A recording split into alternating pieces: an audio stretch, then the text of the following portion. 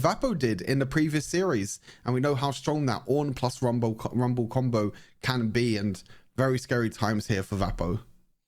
Very scary. I mean, even with the, obviously, Mumu on the Ezreal as well, but it does mean that the side of Vapo are going to take up the Galio for themselves. So we've already seen this happen for the side of Nox. The Galio came through very clutch. But honestly, is it the player or is it the pick? Because the player now gets to obviously flex the Ornn pick onto the same support player that was on Nox previously. So potentially with the same kind of leverage and setup that Ornn has, that the Galio has, we could be seeing a kind of same rinse and repeat here for the side of Nox.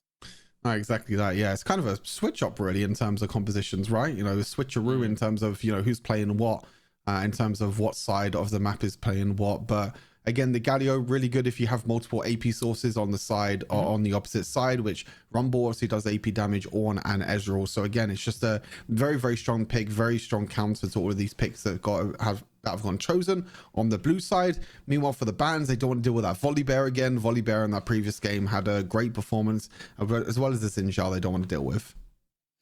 Yeah, Xin Zhao, again, been one of the top jungle picks, I think, for the past 2 days, right? Like, especially on the likes of Queenie, onto the likes of Obsess from Mango Esports as well. Fiora, we haven't seen actually come through at all onto the Rift, been banned a few times as well. But then also the Kassadin. So a little bit of a nod and an ode to Vapo's last game against Mango Esports. And maybe a little bit worried about the Kassadin, which I'm kind of surprised about because Kassadin in general can get shut down pretty quickly. Pretty early on if you know how to play around the Kassadin, if you focus on a side of the map. So interesting, they want to ban away again, probably just ban away comforts at this point, trying to make sure that they can't actually focus it down. It looks like they might be going for the Camille instead, the classic combo of the Camille Galio. Hextech Ultimatum into that Grand Skyfall as well with the Galio. So that combo is going to be very scary when it comes into the team fights of trying to lock down someone like an Ezreal that has a lot of mobility. Yeah, exactly. The tried and tested synergy couple that is going to be the Galio and the Camille coming through for the side of Vapo. Odyssey for the side of Nox right now, looking to potentially lock in their jungle pick, already hovering over Lee Sin, Thresh. It is going to be the Thresh. Sorry, it's not Thresh. Sorry, Hecarim. They're both ghosty looking boys. Forgive me. But one's on a horse, one's got a lantern and a little bit of a hook. But no, Thresh coming through 0 to 90 in 2 seconds. He's going to be across the rift pretty quickly with fast rotations. And then we're going to have the Jax to go up and try and maybe potentially counter here the Camille if they don't lock in the Renekton here. But I mean, honestly, is it going to be Renekton mid lane or Camille mid lane or even Riven mid lane here? Oh, I know it's going to be Aurelion Sol mid lane. That's going to be the final pick. There you go. Throwing us off. That answers your question for you, doesn't it? Yeah, Aurelion Sol Makes mid it lane. easier. Exactly. Yeah, I don't have to write too much fan fiction here between these picks. You don't have to try and figure out and try and predict who's going to go into what lane when it comes into the game. I mean, Aurelion Sol, the best late game scaling champion in the game by far. I mean, the crazy thing about Aurelion Sol is that he works so well against all of these melee champions. The difficulty is he is up against the Hecarim, which Hecarim can be a bit of a nuisance with Aurelion Sol, because when he's flaming down with his first ability, you know, Hecarim can just ulti behind him, ulti on top of him, use that fear and basically stop Aurelion Sol from dealing that damage. But really, Aurelion Sol is about farming, getting his stacks, upgrading his ultimate over time, and then when he upgrades his ultimate, when he gets enough passive stacks, he becomes a very strong force in this late game. Very nice pick for timing. I think timing has definitely performed a lot better on these picks with, you know, the mages, but we'll have to wait and see in game. Yeah, like I say, definitely keep him away from the likes. Obviously, we saw the Riven. It didn't quite do too well on that one. Deadly, obviously, with the Orianna, didn't do too well with that one either. So definitely stick to the Vladimir, stick to the Swain. We're going to see the ASOL come through this time around. Again, going to have like a huge AoE to his ultimate as well. That's going to be pretty detrimental into these team fights. Could very much synergize very well with the Galio. So if Galio's able to get that knock up and then obviously land the ultimate from the the ASOL, sorry, you could be seeing a lot of damage come through here for the side of Vapo this time around.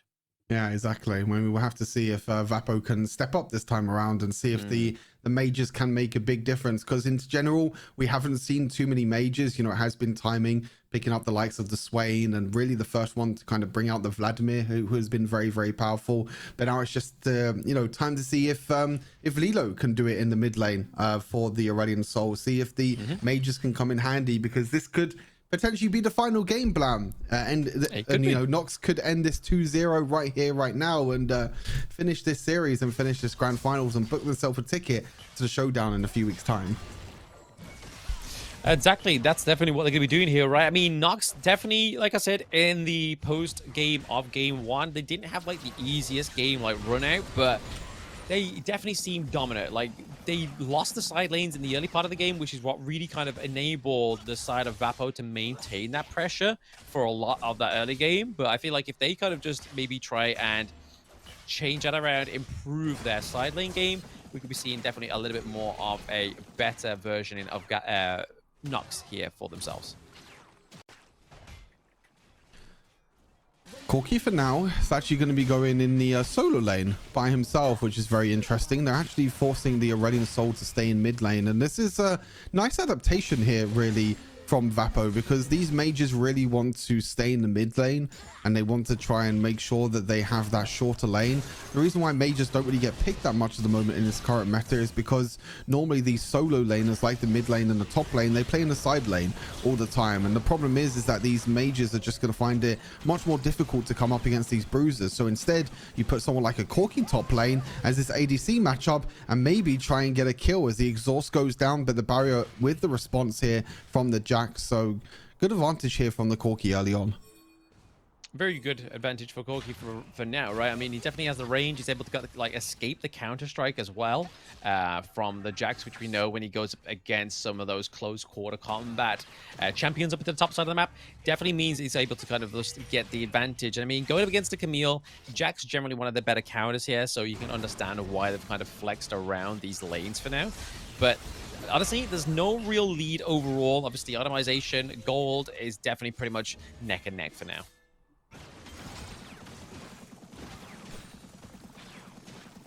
I have to see here if there's any sort of aggression happening on any of the sides of the map, as there's a 3-person dive in the bot side. Meanwhile, the top lane as well. So there was a dive on either side of the map. The great thing is that Vapo are playing Camille in the top side. Camille is a great champion that can easily escape with the hook shot. But on the other side of the map, Jax doesn't really have that many ways to try and escape. So it means that Vapo gets the early advantage here with the rotations of the support. Who's going to take the first tower, though? That is the question. It looks like Vapo might even be able to take the first tower of the game as well in 3 minutes in this game. So a huge early advantage here for Vapo to try and extend the early goal lead that they're able to get.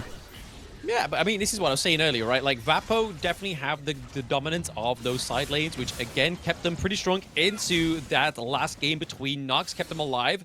Nice bit of a use of the flash there to obviously exhaust it for the side of Nox, which means that the Jax here is going to be a lot more susceptible to a gank pretty much early on, not only the fact that it's lost his T1, but now that it's lost that flash for a few moments as well, means that they're going to be keeping their eyes up at that top side of the map.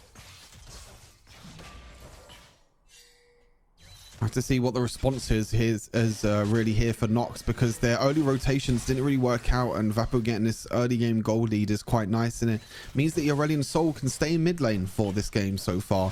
And look at the boots choice on the side of Nox. No Mercury treads at all, no magic resist in terms of boots here, so Aurelion Soul can definitely scale and do a lot of damage in these team fights when he gets a few items.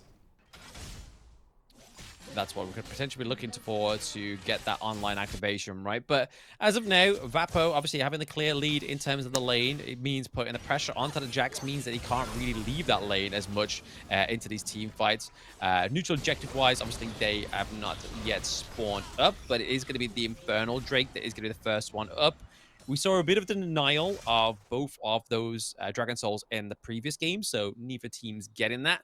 But I feel like there is going to be a bit of a dive here for the Enchanted Ensemble for Nox, which we saw like last game, right? Which really opened up that mid T1 for the side of Nox. A bit quiet now, Blam, isn't it? Not really much happening. Oh yes, yeah. It's just blowing in the wind at this point, mate. Yeah, exactly. It's just get some whistling going. I think you should sing the Pokemon theme in French. Oh no, we definitely don't do that here. No. That is something that we do not do here. Nope. No Pokemon this time around. No French this time around. That's the only French that I know anyway. Maybe these players might know a little bit more French, or maybe something other than English, as us Brits only know one language. So that's the for yourself. I've been learning a little bit of Mandarin recently, so I'm up in my game now. I've got 101 days on Duolingo. And how much have you learned? How much have you learned? I know how to say, I know how to order a drink. I know how to order a drink. Oh, I mean, maybe the drink is what they want to be ordering for this team fight, as well as the engage comes on through. A huge Ornn ulti onto the Rumble ulti, which is the exact combo that we were talking about. And the Hecarim is just running around like a horse on a stead. And it means that the team fight is going to go in favor of NOX. And I believe the Rift Herald actually went in favor of the Aurelion Soul in the end. The Aurelion Soul taking it, I believe, with the ultimate. So even though the team fight went in favor of NOX, another tower might be going down here for NOX. So it means that more gold is going to go in favor onto Vapo. Big stun actually from the Jax. But the chain CC comes on through as well. And he's just turned into an absolute fiesta at the moment.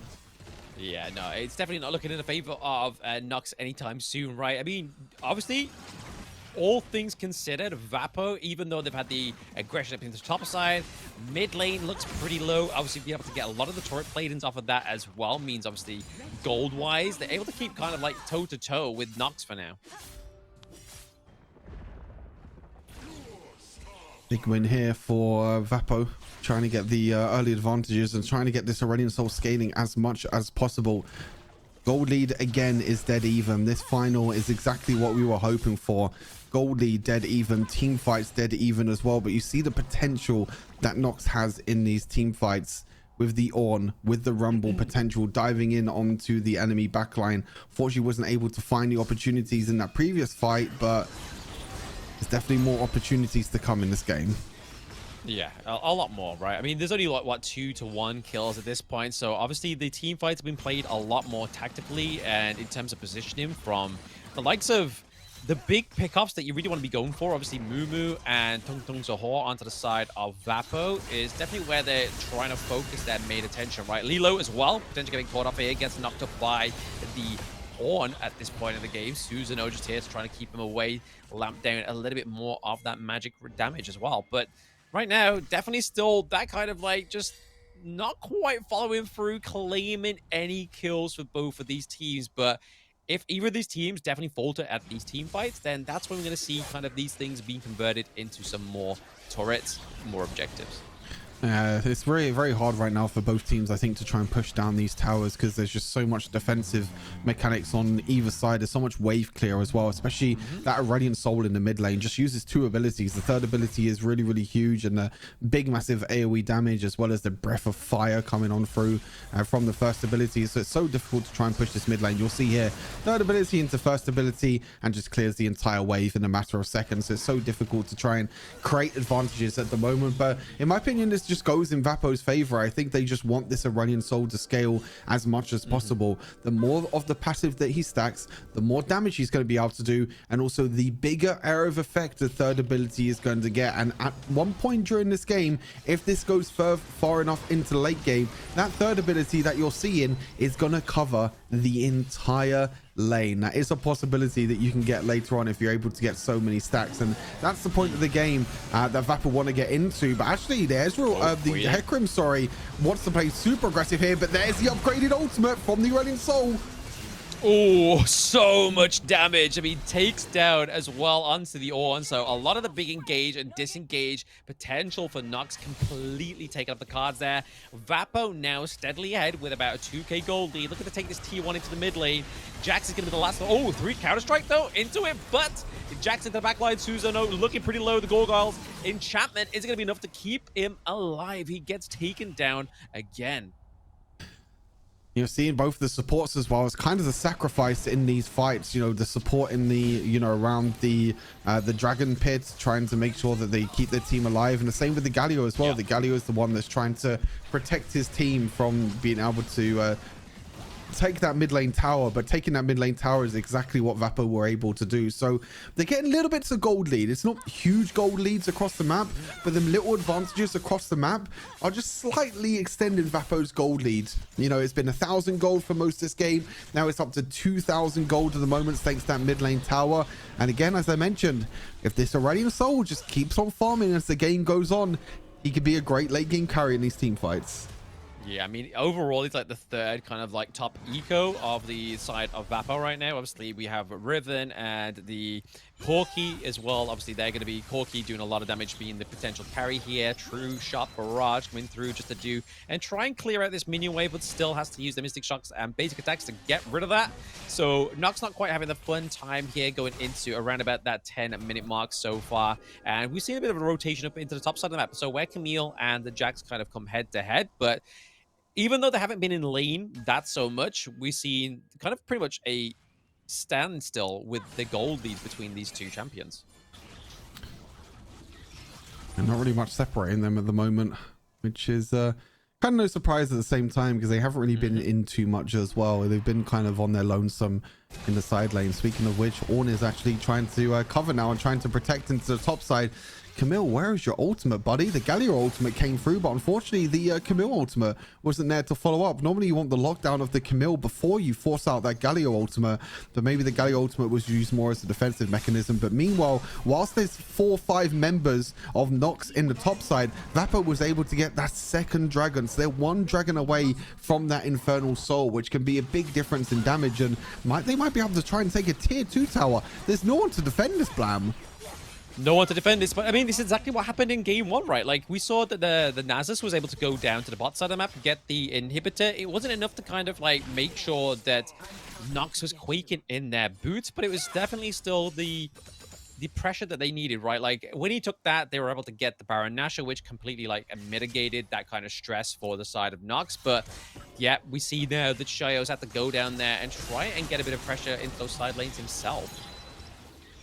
Yeah, trying to push into that bot lane, but the problem is he has no towers to fall back to. So if he pushes up too far, Corki can go back down there and potentially try and kill him as well. But yeah, in the previous game, Nasus was able to take that inhibitor down into the bot side. But the difference was this time is that Nox in the previous game were able to counter it. Were able to do something on the opposite side of the map.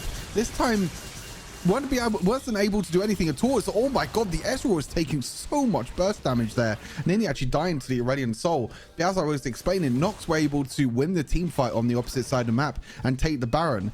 This time, Vapo just takes bot lane tier 2 for free. Their gold is up to 10,000 gold now. With this late game scaling composition with the Corki and the Aurelion Soul, both of these backline carries are going to be able to do a lot of damage, and it's down to Nox now to try and shut them in their traps. Exactly. Nox has definitely got to try and stomp this growth of Vapo. I mean, look at that. The 5k gold lead, about just as I say that, it's around about 4k gold lead overall for Vapo.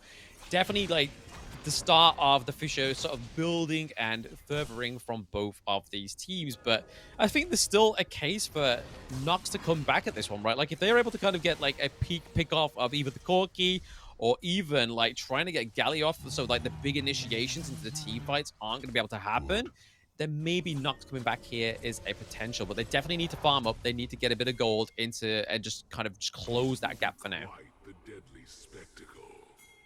I think they need to try and somehow stop the scaling of this Aurelion Soul, because I'm very scared for Nox when it comes to these late game fights, because you can see the Aurelion Soul's third ability is just getting bigger and bigger as the game is going on.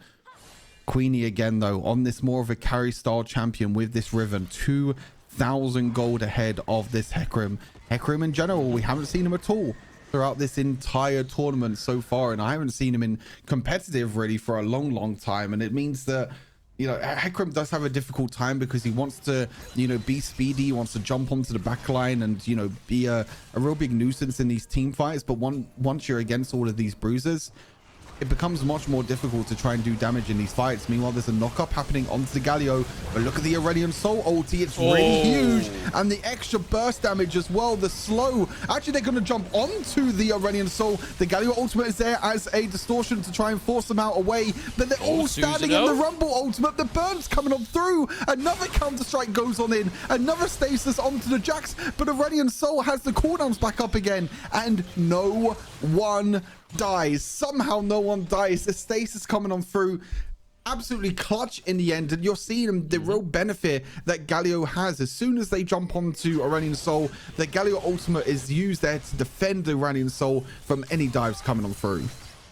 Yeah, I mean, we saw that, like, Susanoo looked like he was pretty much, like, worse for wear, right? Like, he was in the, like, little concave of the jungle camp, so he had pretty much nowhere to escape, but had so little health, but still managed to stay alive. So Susanoo pretty much living on a prayer within that last team fight. But we're now, what, 15 minutes in, and there's only 5 kills across the entire board. This is how sort of well these team fights have been played between both of these teams.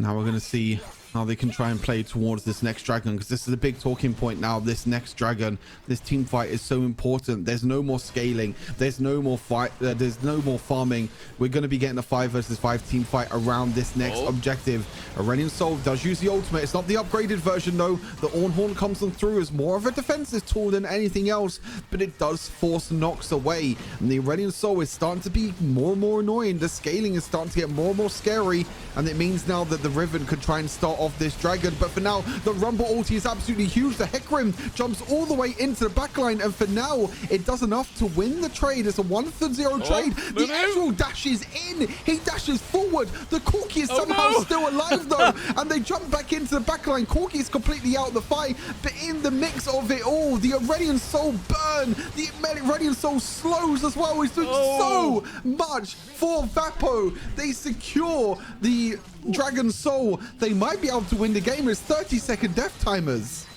That was wild. Honestly, that team fight went on for ages, but at the right time, when Vapo needed it the most, they had the minion wave coming into the bot side of the map, really paying off the respects that they already did, right? Like, they're able to take the T2 down to the mid lane quite a few times ago, and now the Nexus is being beaten down, and it is going to be a full best of 3 back-to-back within the Rift Legends battle.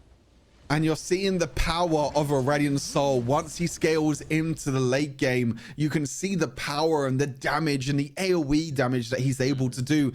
In that dragon fight, 1/3 ability hit like 4 or 5 members on the side of Nox, and everyone was just stuck in that kind of pool that Aurelion Sol has. And he's standing at the back, he's breathing fire, and he's just doing so much damage. This Aurelion Sol was untouched the entire game, and you're seeing that if once he is untouched and once he doesn't have anyone diving on top of him, he just has an absolute field day in the backline. He just does so much damage. It was a huge difference in these fights.